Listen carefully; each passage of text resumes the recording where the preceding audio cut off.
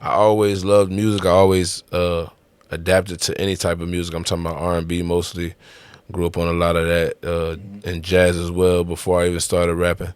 But Did you have a family member that was tapped in with the music that got so you into it, or it just was so my something that? I have a whole RIP to my older brother, T. Rue. He used to rap. Him and his homeboys, they had a little rap group, and I was probably like 7, 8 years old. Mhm. I wasn't thinking about rapping because at that time Tupac to me was the greatest.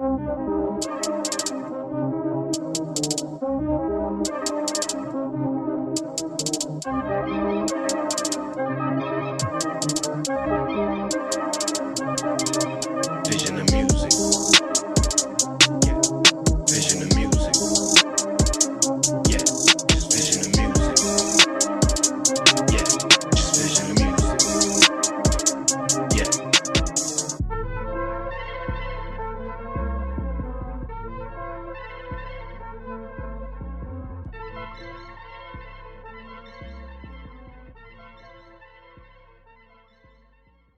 I mean, we outside, man. We working. You know what I mean? Got a special guest today. My guy JQ, all the way from motherfucking Mississippi. You heard? In the BX though. Appreciate BX nigga, what up? Yeah, appreciate you having me, bro. You already know it's always a blessing when we get in each other presents. So it was overdue. And So talk to the people about that first before we get into things. Why are you, so much of a hot boy red Mississippi nigga first, so but tapped in with the BX so much? like first and foremost, my family is from both places. I got family from Mississippi. Pardon me. I got family from Mississippi. Okay. My dad's side.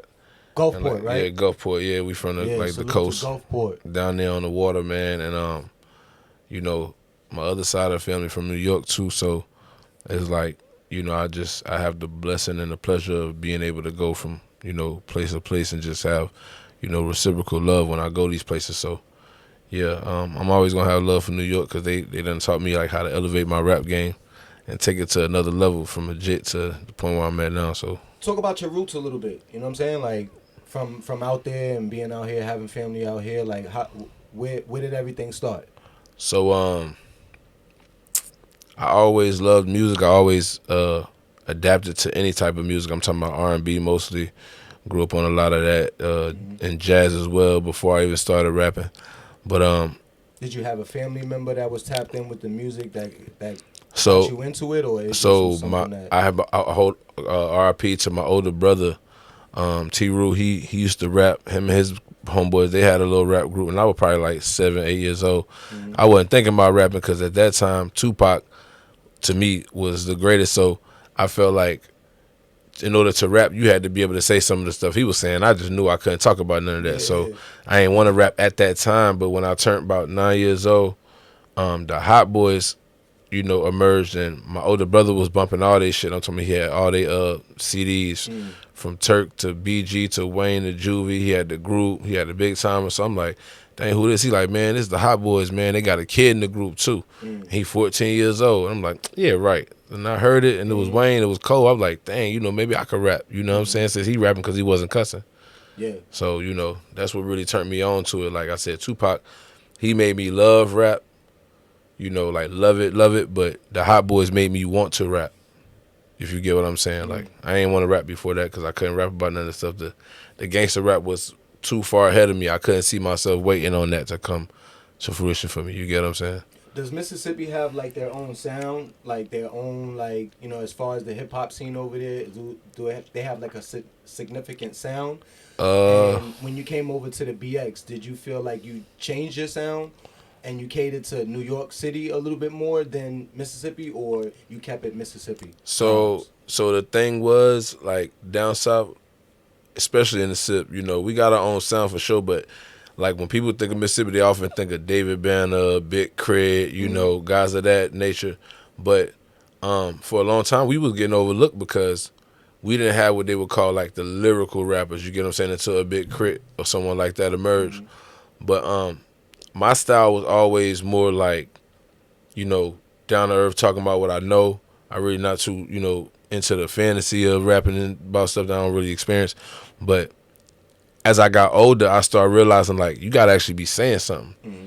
And I got that part when I came to New York. Like, don't get me wrong, I was listening to lyrical rappers like Luda, T.I., and Pimp C, Mm-hmm. Bun B. These guys were already lyrical to me at some point, but it's like they was so street. I wasn't really, as a young kid, I wasn't into drugs. I wasn't selling drugs. Street stuff, maybe everybody had their stuff with that, but Mm-hmm. I wasn't selling drugs, so I couldn't really relate to those things. So when I got to New York, and I learned how to slow down a little bit and talk a little more clear. And then my voice changed. I went from having like a high pitched voice to the voice you hear now. So they really was like, man, it sounds like you growling when you talk. Like it's like. How did you change? Like, how did the flow change? It went from me being able to only rap about like I would drag my words so much I could only say certain things. Now, because I done perfected the way I talk and the way I flow, Mm-hmm. I could rap about anything and I could fit any amount of words or syllables in there because I know that I ain't got to say ball. I could just say ball. Yeah. You feel what I'm saying? Yeah. It's like, it's just the southern drawl of it. That's it. Mm-hmm. But yeah, Mississippi definitely got their own sound, and I'm going to really, be the pioneer of putting that on full display. Not no disrespect to the guys that came before me, but I feel like we still ain't get our just due. You know what I'm saying? So now I'm going to show them like, yeah, we got real stars down there, and I ain't gonna stop till that's what they see. So, Okay. For sure. So like, what's your format? Like, when you're in the studio, like, how do you? What's your process like when you're cooking up? So, a lot of times, the studio for me is like a figure of speech. Like, the studio could be me in the crib in the bathroom with the door closed, beat playing and shit over and over and over. That could be the studio for me until I actually get the chance to record it, because I don't really write. Like, I don't really write stuff down. Like, if I'm working on a project with somebody or I'm in the studio with them and they want it like within like a 30 to maybe an hour span, I might write it in my phone for them after I'm memorizing it, and I'll type it out so I can see it. But other than that, I don't really write it. So I just lock in, man, and I sit with the beat and I let it marinate, because I'll know immediately if I like a beat or not. I don't rap on nothing forced. You know what I'm saying? The whole world could say it's hot. If I don't think it's hot, I'm not gonna rap on it. So I just take my time. I sit there, and if I really, really like the beat, ain't no hook going on there. I'm gonna just go off from the beginning to the end, yeah, because that's the one thing I've been loved to have the ability to prove in the last 10 years, that down south dudes, we really can rap and we got bars, and I'm gonna say some shit you never heard before. Guarantee you every time you hear me. You know what I'm saying? So how do you pick your beats? Like, when you're working with different producers, like, is your stuff that they just send you, or do you ask for a particular type of sound from them? So depending on who I'm working with, like I'll say, for instance, I'll use us as an example. When we worked together, you already kind of knew, how I was coming as far as like certain stuff I've done already in the past, and then we always had that chemistry. So a lot of beats are tailored to me. I'll say that, especially when working with you. I think every one of them that I get is probably made directly for me type stuff. So those right there, they already come. I ain't gonna say like a cheat code, but it's like it's already got the energy I need. I just gotta be able to say what I want to say on there, and I'm gonna come at it different. So I'm very picky with that process, because the fact that people don't, take into account the listener when they picking a beat, that's what separates me from the rest of the crowd. Like, I always think about how this person would feel when they hear this beat, even if my voice wasn't on it. Yeah. You get what I'm saying? If they would love that beat, now I got to make something to make them love the beat even more and love hearing my voice on it. You get what I'm saying? So, but it's also important for not only the artist, to as far as picking the beats, but it's also important for the chemistry of the artist and the producer. Absolutely. And also the engineers, because we can't forget about the engineers as far as the sound. Of course. But it's important to, like you said, the chemistry. It's important for us to know as producers to know what kind of sound that fits or is right for, the particular vibe that you may be going with. Absolutely. Or just, your entirely sound. Of course. And see, me, I'm not, I don't have anything against the drill community, but that's why people have never heard me on a drill beat. I could rap on any beat. I could rap on country music, like instrumentals. The point I'm trying to make is, when I make a beat, I make a song and I'm listening to the beat, I want it to be something that people cannot confuse me that they've heard this nowhere before. I want them to be like, oh, this sound like this. No, I want them to be like, oh, what is this? You get what I'm saying? So I just stay out of certain lanes. Not that I can't do them. I see no purpose in me doing those things. Like, don't get me wrong, I got pop songs. You know what I'm saying? I got a bunch of commercial, back that ass up type of songs, if you will. party songs, love songs, R&B songs. I just, as far as like the music I put out now, I'm big on energy at this point in my career too. I try not to put out the wrong energy. You get what I'm Speaking of saying? energy, I was actually gonna say, do you feel like you're pressured sometimes to go in the studio because of social media, like when you see other people doing their thing, or like how is it? Just a self thing when you're doing music, or do you feel pressured to go and put in more work, besides the stuff that you already have? When I see stuff that's getting the play that it's getting, and it's like getting, I'm talking about boosted to the clouds, and I know that the quality is really not of a substance that I would even think is good. No disrespect, it's not like great music. It's just what people are just gravitating to. That's what motivates me. Like if that shit could go up there, I know the stuff I got to say gonna go through the roof. You know what I mean? So that's what make me keep my foot on the gas. But also, just God's plan, man. Like every time I get a chance to get in the studio, it's because God has gave me that urge. Like, hey, you need to get in there this weekend. You need to get in there today. You need to get in there whatever day. It's an overwhelming feeling, a sensation I get that lets me know you got to record something soon. And then that's how the songs come to me so naturally. Like I said, I don't write them. I just sit there and I listen to the beat, and the bars come to me back to back. You get what I'm saying? What's your favorite part about doing the music and being an artist? Do you love performing on stage, or do you love being in the studio more? I used to think I loved being in the studio more because I do love that part, but my answer, it doesn't take away from the fact that I love to be in the studio and the creating of it. I love that. But I think when I perform and I get to see people's actual real reaction in real time to something they never heard before for the first time, some of them, it's mind-blowing. Excuse me, because it makes me know that everything I've been doing for the last however long is culminated into this. I really have the ability to move rooms, not just one or two people. Like I'm moving crowds, and I make music for everybody. So when I see that, it's like, training for basketball your whole life, and when you get to the NBA, people ask you what's better, like, working on your game when you in there learning these moves, or when you actually get to show the people, the whole world, when you're at the game, what you've been working on. Of course it's better when you get out there on that court and you can show the whole world on primetime TV what you've been working on. So that's what my goal is, to just show the world, not just the South, not just New York, the entire world, that Mississippi got a superstar. But I think it's also different now, the way we, you don't have to go to the studio. You can just have a laptop, microphone, some headphones. Like you said earlier, it's all about like the energy, whether you being creative when you're in the shower, or you just like, back and forth on the, in the streets, on the road, just coming up with some creative ideas. You don't have to technically go to the studio and record. You know what I'm saying? You can just record in the crib, and on the go. So and that's the beauty of it, right? Because like now, it's to the point where a person might use that as an excuse. I got friends that want to rap, partners that want to rap because they see how it looks when I do things. But like I tell them, if I wasn't your boy like that, I could take offense to that, because what I could basically say from that is, you think what I do looks that easy that you could just do it, and then you don't want to put the work in. And I'm telling you, there's work that goes behind this. Like I'll tell you, I've been rapping since I was 9.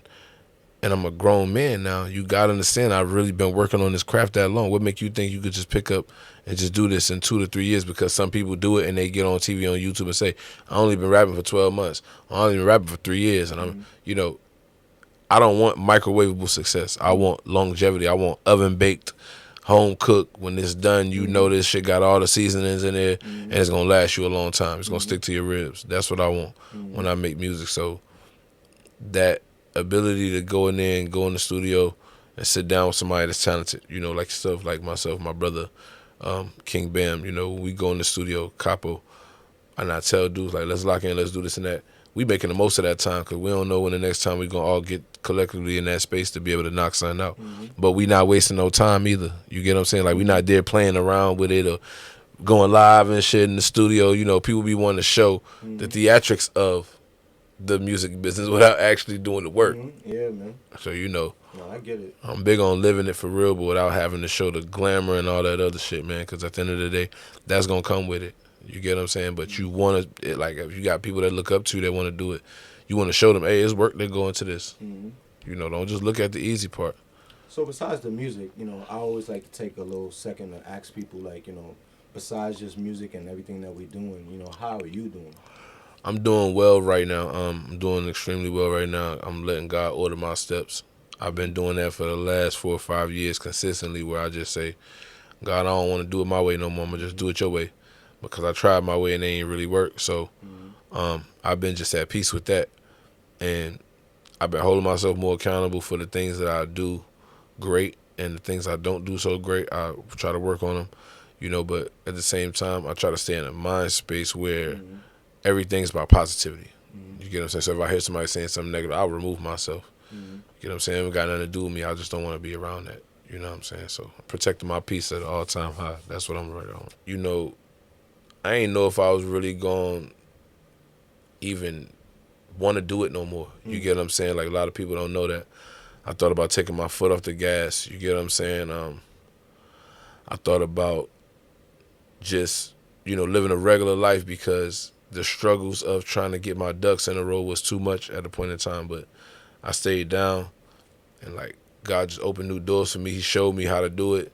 And ever since then, everything been through the roof. You know what I'm saying? So I've been able to reach back and bless certain people. I've been able to brush shoulders with certain legends in the last 2 or 3 years, build relationships with them, connections with them, mentors and stuff like Sheik Luch, Petey Crack, some Freeway. Yeah, man, these guys Talk like. a little bit about that, the recent shows you've done and what you got going on right now.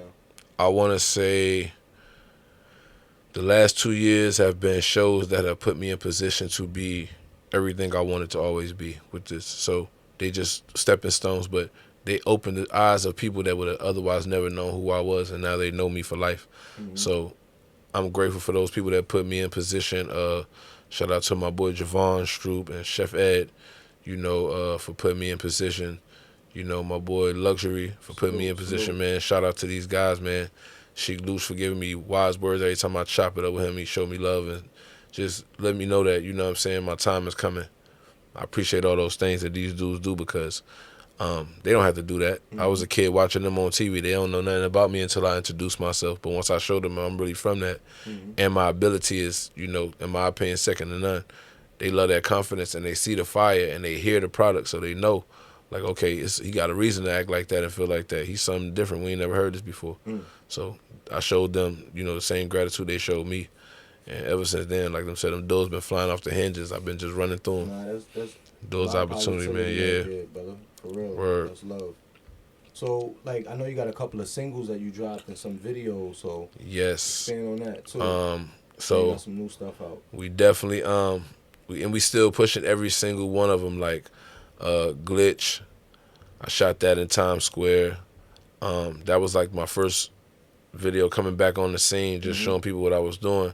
Right after that, me and you linked up, and we started getting to work on some of the songs that we got, and I had already had another song lined up, so I shot the video for Same Energy.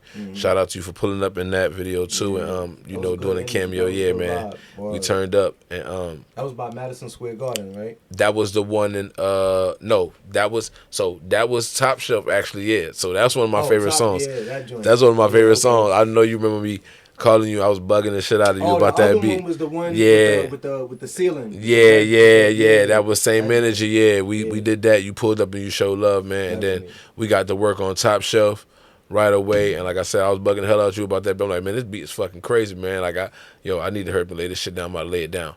Boom. Next thing you know, shoot the video. We in Times Square. Yeah, make sure y'all go on there on YouTube and check out Top Shelf. JQ produced by J30. And also, we shot another video. I flew back to the SIP to shoot Gold Medal, man. Like, I don't know what you was thinking when you made that beat, but it was like, damn, bro, like this really took me to the SIP. It had the whole jazz sound to it, the drums, everything, like the energy behind that beat. If y'all ain't seen it, that was made directly for you. Y'all gotta go listen to Gold Medal, man. It's on YouTube. To 1-in-1 Studios too. Yeah, shout out Sebastian, man. Shout out my boy Seb. Listen, man, he shot my last 4 videos straight, and he been on fire, and he's still doing his thing, man. He's a young, talented dude. Check him out on YouTube, and you can look him up also on Instagram at 1-in-1 Studios. 1-in-1 Studios. Look him up, man. Dope rates, bro. hell of an eye behind that lens. He's patient, he's courteous, and he worked his ass off. And I flew him down to the SIP, and we shot Gold Medal, man, and he just damn near captured all the essence of it. Because people thought they was going to see something real dirty and grungy and filthy. They was like, man, where y'all was at? Atlantic City? Y'all was in Miami? I'm like, nah, man, that was Mississippi. They like, I ain't know it looked like that. I'm like, yeah, see, I got to take y'all to the SIP. This is what this is about. This project is, we going to take them to the SIP, man. Like you said, we going to name this project Mississippi. So that album is still very much in the works. We got a couple of joints. We really got like 4 or 5 songs right now already. We probably just add like maybe 1 or 2 more just to round it out and make it solid for y'all. But I work so much, man. I'm talking about like I got 3 different projects I'm working on at the same time. On all platforms, I got the Red Tape album. It's been out for just made the 5-year anniversary of that. It's streaming crazy on all platforms. I got all the singles I just named, Top Shelf, Gold Medal, Same Energy, Glitch. They all on YouTube, all on all streaming platforms, all got a video. I actually got a show coming up in NYC this month. We in October? No, we not in October yet. But in October 18th, man, if you're in the city, if you're in NYC, come down to Delancey Street, 168 Delancey Street. It's called The Delancey. I will be performing at 6:45 sharp. I got a 45-minute set. It's a set y'all not going to want to miss. I'm performing everything from R&B joints to pop joints to real 90s/2000 hip-hop, joints, man. I'm talking about I got a collective of music for y'all that y'all not going to want to miss. So make sure y'all check that out. And also follow me on Instagram at JQ_DA_5th HOTBOY on Instagram. And on YouTube, Built Too Tough Vids. All the videos is there. Like I said, the shows is going to be coming up, man. Y'all going to want to see those because the last show we just had in June, it was a great turnout. I had people that I didn't even expect to be there. Like a lot of my fans I met for the first time. I did meet and greets. We chopped it up afterwards. You know what I'm saying? We was outside just vibing. Yeah, man. So, and that's how I do every show. I'm never too far out of reach. I'm not Hollywood or no shit like that. I show love to all my fans. I take pictures with everybody, and I make sure I take their feedback and ask them if they enjoyed the show. And that's what's most important to me with this too, man. Making sure you providing for the fans and they enjoying themselves, because we could sit here and do this for ourselves all day, and never let nobody hear it. You get what I'm saying? If it was up to us, but we doing it for somebody to hear it, so you got to cater to them. So shout out to all the fans that been supporting. I appreciate y'all. Nothing goes unnoticed. I just need y'all to keep rocking with me till we take it to the top. I appreciate you, man. Word, man. I thank you for coming out. Yo, a good word, you know what I'm saying, for the people before we get up out of here. You know what I'm saying? What's a good word, man? I'll say this: in adversity, like the worst times, basically, that's when you gotta believe in the higher power the most. Like, I swear, I know that sound crazy. It sound like cliche or hard to believe, but when stuff is the hardest, like when it's the worst, that's when you gotta really put your faith in the Most High, because that's when you'll see your blessings come through. It ain't until you just relinquish that, I gotta do this. When you take yourself out of it and just say, God, here you go. It's gonna happen for you. So just stay down, man. That's all I'll say. I appreciate you, my brother. For sure. All the time. You already know what it is, man. You know how we do it. It's your boy J30. We here with my guy JQ, Scholar VMG all day, Vision of Music podcast. We working, man, and we gonna keep going.